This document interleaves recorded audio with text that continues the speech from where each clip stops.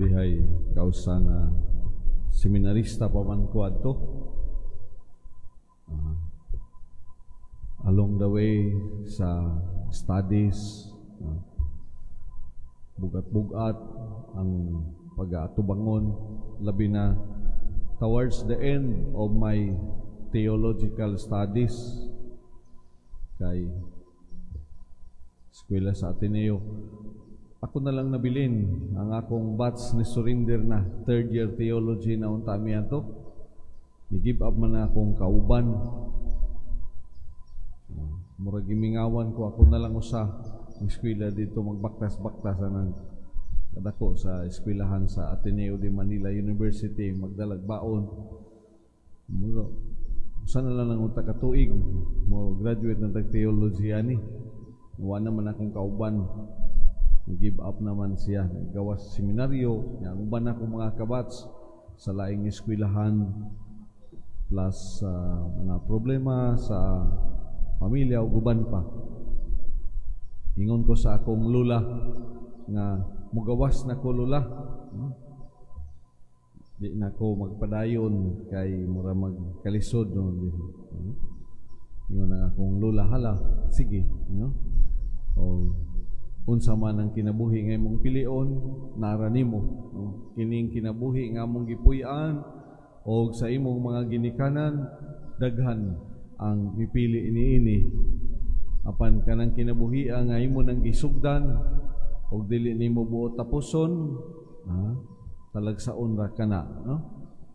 Unsay nagpaabot sa unahan, wala kita na hibalo, no? Abi nako wala dili pamilyar akong lula sa mga pagbasa sa ebanghelyo, no? Kay dili man kayo siya hinimbahon adlaw-adlaw, pero pamilyar man day gihapon siya sa iyang ipahimangno nako, no? Naningon siya hinumdumi nga kadtong mipili sa pagsunod kaniya ang mga ganti giandam na alang kanila, no? I remember almost the same, pero dili man gyud siya detalyado, pero murag nahigmat ako sa pag-ingon sa akong lula ngadtong panahona, no? Si Pedro mingon kang Jesus, nasayod ka nga gibiyaan namo ang tanan og misunod kami kanimo. Tingali very human concerns, no? Unsa may among mapaabot, unsa may nagpaabot diha sa unahan.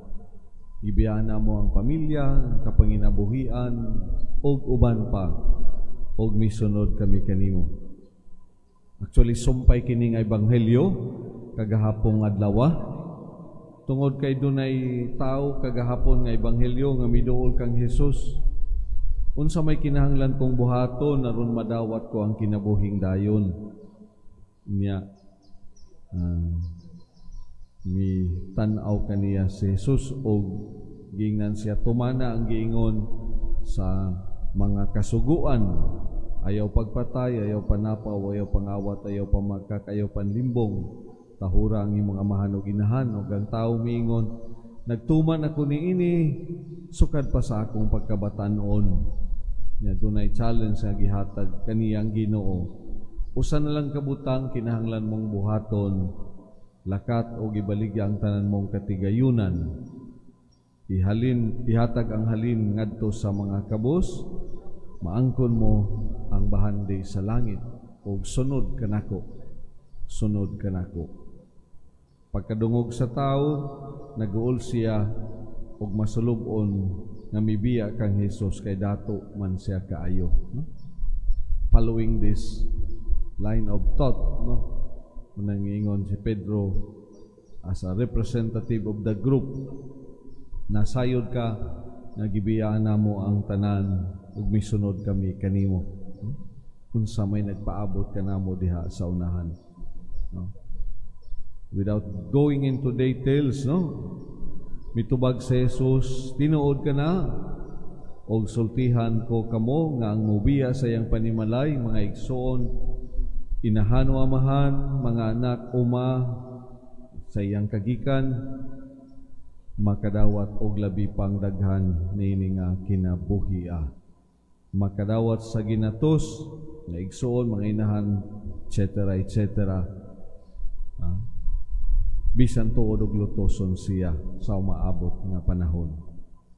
So ang ganti nga gitagana not something ready mix na, no? On the platter, no? Tungod kay ana man gihapoy pagpakahulugan sa mga pagpasakit o pagsakit, no? Mga pagantos o mga sakripisyo, no? Dili ta mangingon ngano man ni kay siya mismo bisan Dios misulod man ini nga kahimtang gidawat man niya sa pagka mapaubsanon ang mga pamaagi sa Dios. Kinabuhing walay katapusan o kinabuhi diya sa grasya sa Dios human sa mga pag-antos, mga pagpasakit o bisan pa man sa kamatayon. Apan gipasalig sa atong Ginoo kining tanan, no? Kining tanan iya sa Dios, no?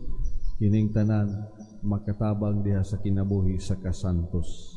Sa unang pagbasa sa sulat ni San Pedro, nagsumada sa tanan nga kinatibuk ang tawag sa kinabuhi sa usa ka binunyagan sa usa ka magtotoo, no?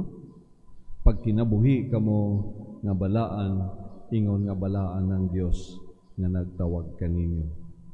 Pagbalaan kamo kay ako balaan man. Tingali lahi-lahi ang dalan nga atong pagalaktan apan susama ra ang gimbugaton diha sa tawag sa kinabuhi sa pagkabalaan. Another time diha na unta ko pipila na lang ka adlaw simana sa akong ordinasyon, no? Napaghapon continuous ang discernment. I told my spiritual director sagpila na lang ka adlaw na kumura magdili ko angayan, no? As I go deeper into my discernment, I found myself unworthy, no? Weak and vulnerable to this calling. And my spiritual director, no?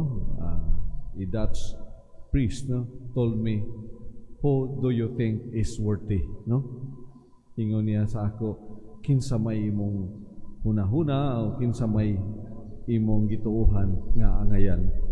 Nagtuo ka ba nga bisan ako, no? My spiritual director at that time, mga more than 50s na sa iyang kinabuhi sa pagka-relihiyoso, pagkapari, no? To say that even me, no, bisan siya sa iyang kaugalingon, wala naglantaw ni ining angayan. Apan tungod lamang sa grasya, sa kaayo o sa kaluoy sa Ginoo, ania kita nining matang sa kinabuhi sa pagsunod sa atong Ginoo. Ania kita nining makanunayon nga pagpangalyo po sa iyang grasya alang sa paglahutay nining atong panaw sa kinabuhi sa pagkabalaan. Dili sa atong kaugalingong gusog, no?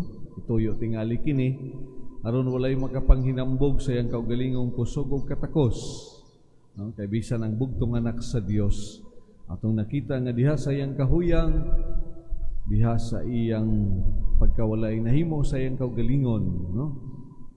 Ipaantos, gisakit o gilansang sa krus sa gahom sa Dios sa dihang siya nabanhaw, ipamatud-an kanato nga bisan ang kamatayon walay gahom kaniya.